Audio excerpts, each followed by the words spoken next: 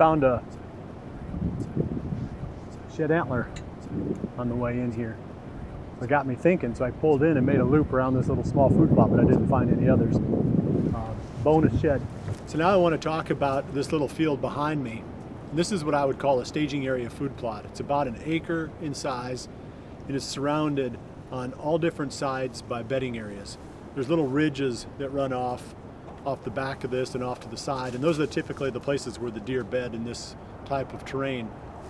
Anyway, the first thing that they'll do in the evening after they get out of their beds is work their way into this little opening. And they'll chase around in here, feed a little bit. I try to keep something growing in here, usually clover, sometimes big and beastie. And then as the evening starts to come on, they'll work past where I'm standing here and where we came in at. And they'll work out into the larger ag field out behind there where that's where I found that antler.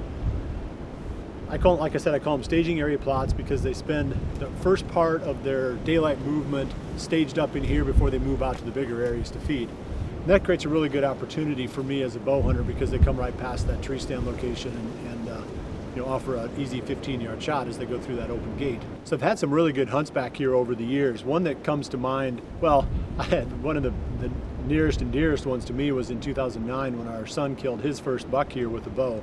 That was really cool. But in 2015, I had a really nice 10-pointer that I was hunting here, and that was a deer that we had nicknamed the No Name 10. So the No Name 10 was living on the very back end of this small food plot. There's a thick bedding ridge that sticks out in that direction, and that's where he was coming off.